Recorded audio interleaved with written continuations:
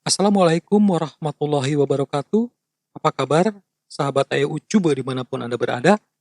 Semoga kesejahteraan dan keselamatan selalu menyertai kita semua. Amin, ya robbal alamin.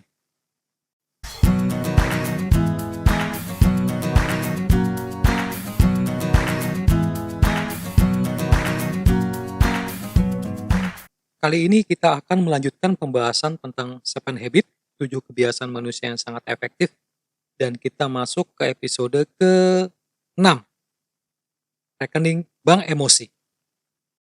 Di episode-episode sebelumnya kita telah mempelajari 3 habit yang merubah paradigma kita dari ketergantungan menjadi kemandirian. Kita sudah belajar menjadi proaktif, memulai dengan tujuan akhir, dan mendahulukan yang utama.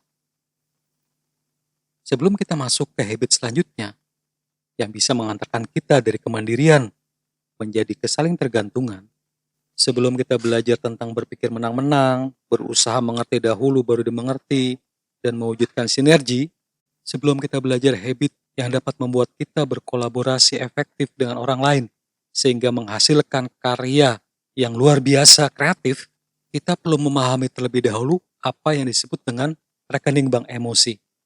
Suatu kiasan yang diumpamakan oleh Stephen R. Covey untuk menggambarkan jumlah kepercayaan yang sudah kita tambahkan ke dalam suatu hubungan.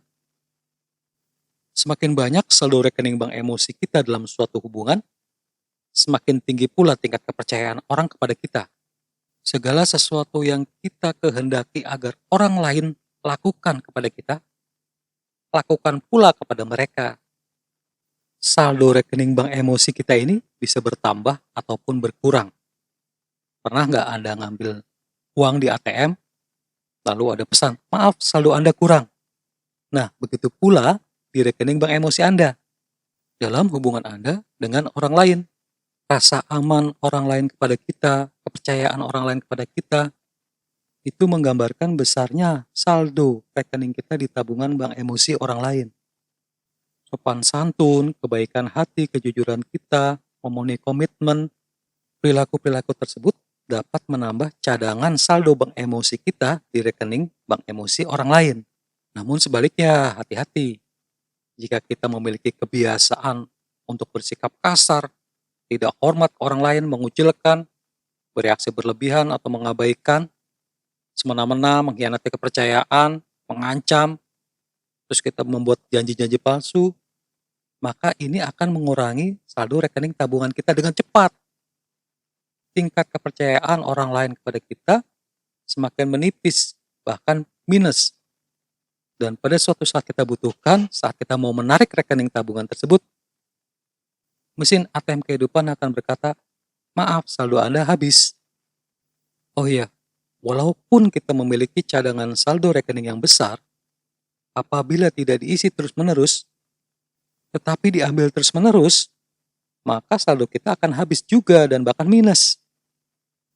Kita perlu secara terus-menerus menabung, mengisi saldo rekening bank emosi kita di orang lain yang hubungannya konstan. Contoh dalam hubungan keluarga, dalam hubungan pernikahan, perkawinan, ini kita perlu terus mengisi saldo tabungan bank emosi kita. Di rekening istri kita, di rekening pasangan kita, di rekening anak-anak kita, orang tua kita perlu selalu mengisinya. Mengapa? Karena kita secara intens berhubungan dengan mereka. Perilaku-perilaku negatif kita kepada pasangan, kepada keluarga, perlu diimbangi dengan perilaku-perilaku positif yang berlandaskan kasih dan sayang kepada mereka. Dan perbuatan-perbuatan yang positif lainnya, sehingga bisa mengimbangi bahkan melebihi saldo rekening bank emosi kita di rekening bank emosi mereka. Mungkin kita pernah mengeluh, anakku kok nggak patuh sama aku ya? Mungkin ini pertanda bahwa Anda perlu menambah lagi saldo di rekening bank emosi anak Anda.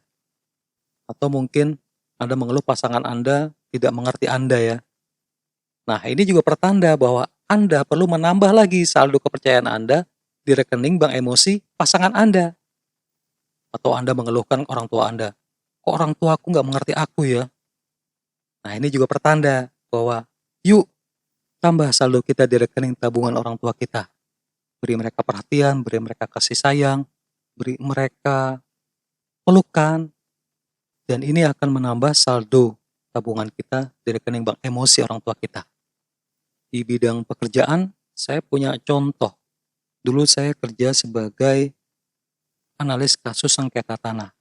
Dalam pekerjaan saya itu, saya melakukan investigasi dengan mewawancara orang-orang desa yang terkait dengan kasus tersebut. Saya ditemani seorang teman, dan uniknya, pada saat saya mewawancarinya sendiri, tanpa teman saya ini, orang-orang desa tersebut tidak mau mengatakan yang sebenarnya, bahkan terkesan menyembunyikan fakta sebenarnya.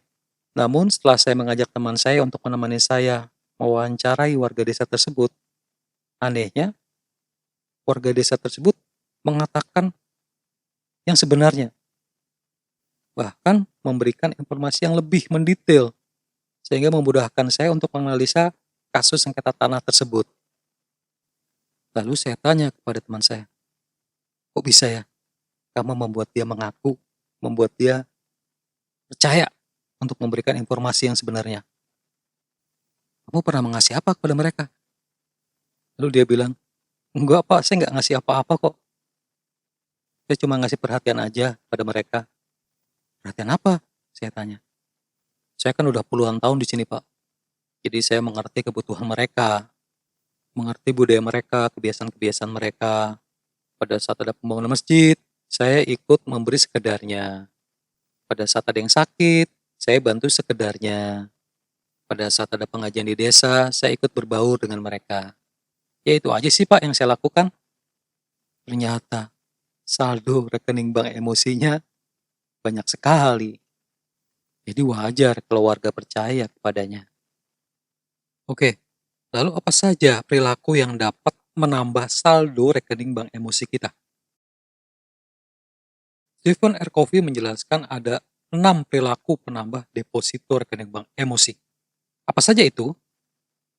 Yang pertama, memahami orang lain. Ada seorang ayah, putranya suka sekali olahraga baseball. Kebalikan dengannya yang tidak suka baseball. Di musim panas ia mengajak putranya berkeliling melihat pertandingan tim-tim besar baseball. Selama 6 minggu dan dengan biaya yang tidak sedikit. Saat sang ayah itu ditanya oleh temannya, "Apa kamu suka baseball?" Dia menjawab, "Tidak, aku tidak suka baseball. Tetapi aku menyukai anakku. Agar hubunganku dengan anakku semakin kuat, maka aku mengajaknya untuk menonton baseball kesukaannya." Sang ayah tersebut telah menambah saldo di rekening bank emosi anaknya. Ada lagi kisah kedua. Seorang ayah yang memiliki hubungan yang tidak baik dengan putranya, yang masih ABG. Ia merasa putranya tidak seperti harapannya sebagai akademisi. Putranya dalam mengerjakan sesuatu itu lebih mengutamakan tangannya dibandingkan otaknya. Jadi dia lebih suka action, lebih suka kinestetik. Ia sering menasihati putranya. Namun, putranya menganggap tindakan ayahnya itu sebagai bentuk penilaian, penolakan, dan pembandingan. Yang dampaknya mengurangi saldo rekening emosi ayahnya pada anaknya. Sampai suatu ketika, sang ayah ini melakukan pendekatan yang berbeda. Dia mencoba memahami putranya. Putranya lebih suka menggunakan tangan. Kegiatan apa ya yang kira-kira bisa disukai oleh anaknya? Lalu sang ayah membuat suatu proyek membangun tembok besar Cina di sekeliling rumah. Ia melibatkan putranya dalam proyek ini. Lebih dari 1,5 tahun mereka bersama menjalani proyek ini. Akhirnya putranya semakin berminat untuk mengembangkan otaknya. Karena ayahnya sudah memulai dulu. Ayahnya memahami si anaknya, oh anaknya sukanya menggunakan tangan. Bukan dinasihati lagi agar lebih banyak menggunakan otak, tapi ayahnya malah mengajak dia terlibat dalam pembuatan proyek yang banyak menggunakan tangan, yaitu proyek pembangunan tembok besar Cina di sekeliling rumahnya. Akhirnya tanpa dinasihati, si anak tersebut malah semakin berminat untuk mengembangkan otaknya. Pengalaman proyek ini semakin kuat mengikat hubungan mereka dan menambah deposito rekening bank emosinya pada putranya. Perilaku kedua yang bisa menambah deposito rekening bank emosi, yaitu melakukan hal-hal kecil yang sepele. Mr. Coffee mengisahkan, sore itu dia menghabiskan waktu dengan kedua putranya, Sean dan Stephen. Sean itu yang paling kecil. Mereka pergi ke gimnastik, membeli hotdog, lalu ke bioskop. Nah, saat nonton film di dalam bioskop, si Sean tertidur yang paling kecil nih.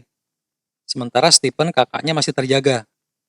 Setelah film usai, Mr. Coffee menggendong Sean dan membawanya ke mobil. Ia menaruhnya duduk di bangku belakang mobil. Karena malam saat itu sangat dingin, Mr. Coffee melepaskan jaketnya dan dengan sangat lembut dan penuh kasih diselimutkanlah ke putranya, Sean. Nah, ternyata kakaknya, si Stephen, memperhatikan kejadian ini. Sampai di rumah, Mr. Coffee bergegas membawa Sean ke kamar tidur. Stephen langsung mengganti piyama dan sikat gigi lalu pergi ke ranjangnya. Mr. Coffee berbaring di sebelah Stephen dan berbicara dengan Stephen. Nah, apa yang paling kamu sukai dari pesiar kita tadi? Entahlah, si Stephen. Entahlah, trampolin kayaknya yang membuat aku suka. Jadi tidak ada respon yang begitu antusias dari Stephen. Ia malah berbaring miring membelakangi ayahnya. Mr. Coffee merasakan ada sesuatu yang salah. Apa nih ya si Stephen? Ia melihat Stephen matanya berkaca-kaca. Lalu ditegur oleh Mr. Coffee. Ada apa sayang? Stephen berbalik dan sambil mengusap air matanya berkata, Ayah, kalau aku kedinginan, apakah ayah juga akan menyelimuti aku dengan jaket ayah? Ternyata hal kecil, hal sepele yang dilakukan oleh Mr. Coffee terhadap si Sean, adiknya Stephen, dengan menyelimutinya pada saat dingin, itu membuat si Stephen, kakaknya, terkesan. Perbuatan yang diliputi ketulusan dan kasih sayang, walaupun sepele, bisa menambah deposito rekening bank emosi. Oke, kita lanjut. Yang ketiga. Yang ketiga adalah memenuhi komitmen. Menempati janji adalah penambahan deposito yang besar. Dan kebalikannya, melanggar janji adalah penarikan yang besar pula terhadap rekening bank emosi kita. Jadi jangan mengumbar janji. Buatlah janji yang benar-benar kita yakin dapat ditepati. Karena efek dari melanggar janji bukan hanya mengurangi saldo rekening bank emosi kita, tapi mungkin rekening bank emosi orang yang kita janjikan. Bayangkan, apabila kita telah berjanji ikut rapat, di mana dalam rapat tersebut peran kita sangat penting. Tanpa kehadiran kita, rapat tidak akan berjalan. Namun dengan seenaknya, kita membatalkannya. Bagaimana jika hasil rapat itu sangat ditunggu oleh peserta rapat karena berpengaruh kepada kinerja mereka? Jika tanpa janji Anda tersebut, mungkin orang lain bisa menggunakan waktunya untuk hal lain yang lebih bermanfaat, untuk memenuhi janjinya dia juga ke orang lain. Namun karena Anda telah berjanji dan akhirnya Anda tidak tepati, itu berpengaruh juga pada orang yang kita janjikan. Baik, selanjutnya perilaku keempat, yaitu menjelaskan harapan. Harapan yang gak jelas akan menyebabkan kesalahpahaman, kekecewaan, dan penarikan saldo rekening bank emosi. Apakah Anda pernah melakukan suatu pekerjaan yang menurut Anda sukses, tetapi atasan Anda menilainya berbeda? Anda dianggap tidak perform, tidak berhasil. Pernah nggak? Apakah Anda pernah meminta anak Anda melakukan suatu pekerjaan rumah, namun yang dilakukan tidak sesuai dengan harapan Anda? Apakah Anda pernah bertengkar dengan pasangan Anda karena kesalahpahaman? Nah, inilah pentingnya menjelaskan apa harapan kita kepada orang lain secara eksplisit, secara jelas. Bukan harapan yang implisit, dengan harapan orang lain memahami apa yang kita harapkan. Jangan berasumsi orang lain mengetahui apa yang kita inginkan. Maka dari itu kita perlu menjelaskan. Kita konfirmasi apakah yang kita jelaskan dia paham atau tidak. Jadi menjelaskan harapan itu akan menambah deposito rekening bank emosi. Sebaliknya harapan yang tidak jelas menarik saldo rekening bank emosi. Memang hal ini membutuhkan investasi waktu di awal, butuh kesabaran, dan butuh keberanian. Karena biasanya kita nggak enakan. Dia pasti tahu kok. Kita nggak jelaskan, dia pasti tahu. Masa sih nggak tahu?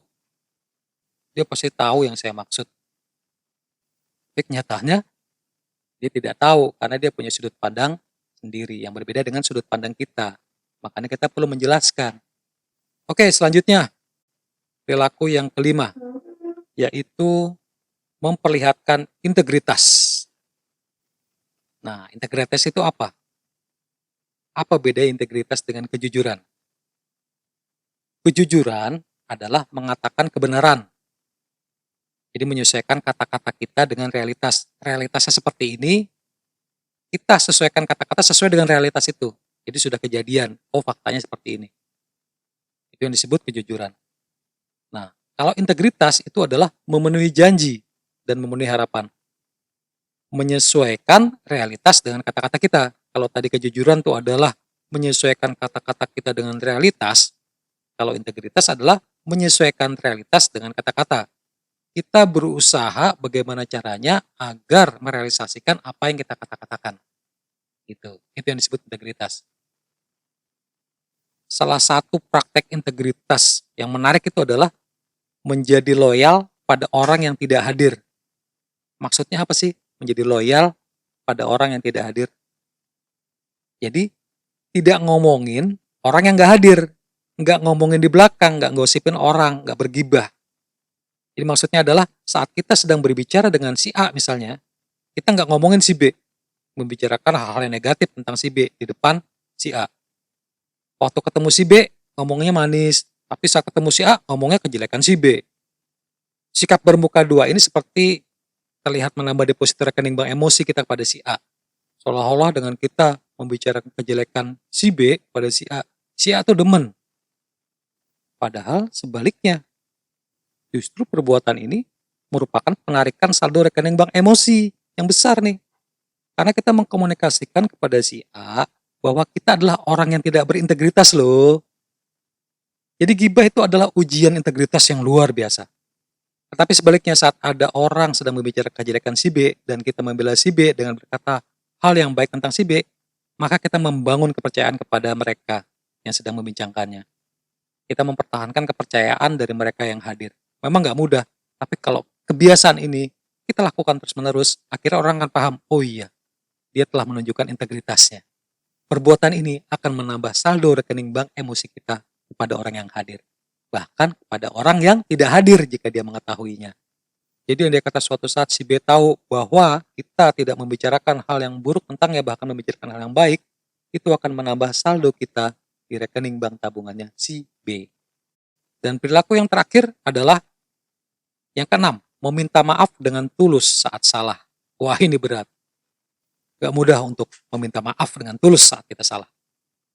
Permintaan maaf dengan tulus menambah deposito rekening bank emosi. Namun, permintaan maaf yang terus berulang untuk kesalahan yang sama, ini kebalikannya. Ini merupakan penarikan saldo rekening bank emosi.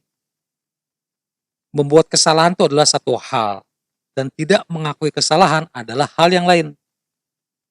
Orang akan memaafkan kesalahan yang datang dari pikiran, tetapi orang tidak akan dengan mudah memaafkan kesalahan yang datangnya dari hati, seperti niat buruk, motif jahat, ataupun niat yang tersembunyi. Beranilah meminta maaf terlebih dahulu, itu akan menambah deposito rekening bank emosi kita. Kalau perlu ya bawa hadiah, dan jangan lupa doakan kebaikan untuk orang yang kita sakiti. Doakan agar dia juga mau memaafkan kesalahan kita. Dari keenam perilaku ini, mana yang kita banget?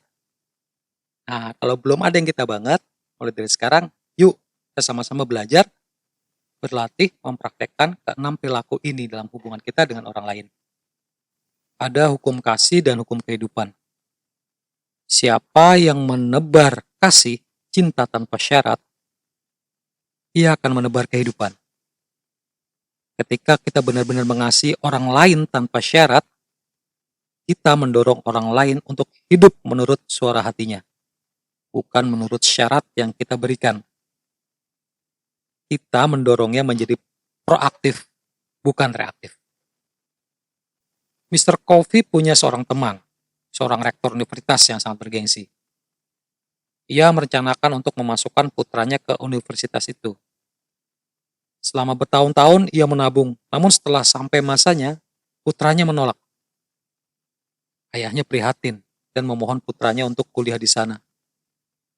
Ia juga berusaha mendengarkan putranya untuk memahaminya dan berharap putranya berubah pikiran.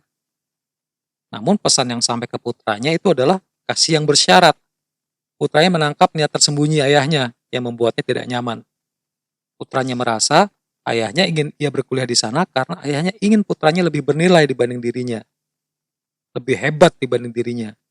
Dan ini bisa menjadi beban bagi putranya. Bagaimana kalau ternyata ia tidak menjadi lebih hebat dari ayahnya, tidak menjadi lebih baik dari ayahnya. Setelah ayahnya menyadari bahwa ia tidak bisa memaksakan kehendaknya, si ayah memutuskan untuk berkorban. Dia melepaskan pilihan kuliah pada putranya dan tetap mengasihi putranya tanpa syarat. Dan yang terjadi selanjutnya adalah kebalikannya. Dengan dia tidak memaksakan, dia membiarkan merilis anaknya untuk memilih melanjutkan kuliah di mana. Akhirnya anaknya malah di luar dugaan memutuskan untuk mendaftar kuliah di universitas pilihan ayahnya tersebut. Terakhir saya akan share tentang fokus proaktif dan fokus reaktif. Ini tidak ada di buku ya. Saya coba share karena mungkin terkait juga dengan rekening bank emosi. Mungkin ada yang pernah dengar kata-kata ini. If you treat him like a king, he will treat you like a queen. Jika kamu memperlakukannya seperti seorang raja, maka ia akan memperlakukan kamu seperti seorang ratu. Mungkin ada yang berkomentar seperti ini. Jika kejadian sebaliknya, kita sudah memperlakukan dia seperti raja, tapi ia memperlakukan saya seperti pelayan, bagaimana? Kan saya sudah menambah banyak saldo rekening bank emosi kepadanya. Mengapa dia tetap menganggapku sebagai pelayan? Benar, saldo rekening bank emosi kita akan tetap bertambah banyak. Sampai suatu saat, dia akan menyadarinya. Terus saja bertambah saldo rekening bank emosi kita dengan ubah fokusnya. Fokus proaktif, bukan fokus reaktif. Apa itu fokus reaktif? Fokus reaktif itu adalah fokus pada anggapan dia terhadap kita.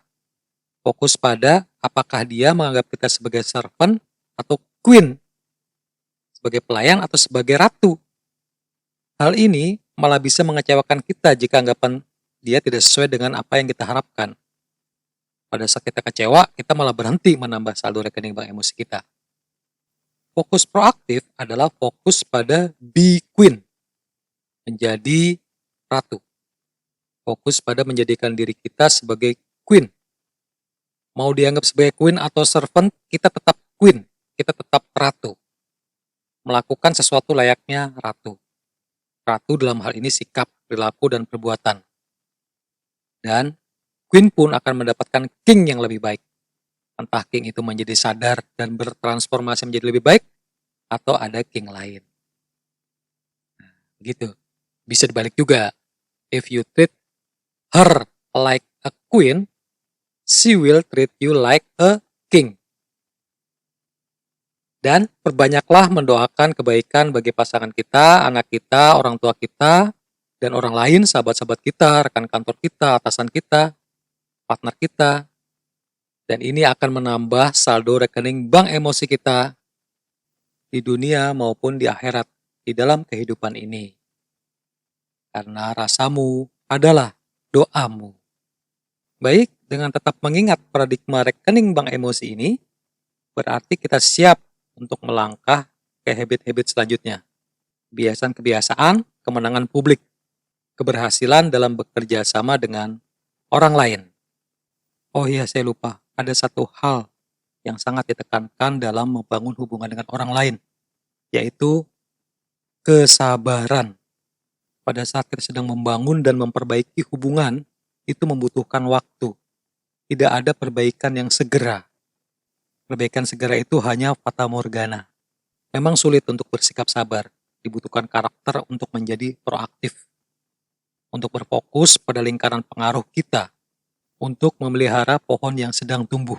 Tidak memetik bunganya untuk melihat bagaimana keadaan akarnya. Jadi sesuai prinsip alam, benar-benar tidak ada perbaikan yang segera, yang instan. Membangun dan memperbaiki hubungan adalah investasi jangka panjang. Seperti cerita teman saya tadi, yang dia sudah puluhan tahun menginvestasikan perhatiannya, menginvestasikan kepercayaannya kepada warga desa. Sehingga sekarang dia bisa menerima buahnya. Berdasarkan pengalaman tersebut, kita bisa mengambil pelajaran bahwa masalah itu bisa menjadi peluang untuk meningkatkan rekening tabungan bank emosi kita di orang yang memiliki masalah. Ketika orang tua melihat masalah anak, kita melihatnya sebagai peluang untuk membangun hubungan dan bukan sebagai gangguan yang negatif. Ketika banyak pelanggan yang komplain, banyak pelanggan yang mengeluh yang datang ke kantor kita melihatnya sebagai peluang. Dengan kita bisa berempati kepada mereka, kita bisa melayani mereka dengan baik-baiknya dan penuh semangat, maka ini merupakan peluang untuk menambah rekening bank emosi kita di hati para pelanggan kita.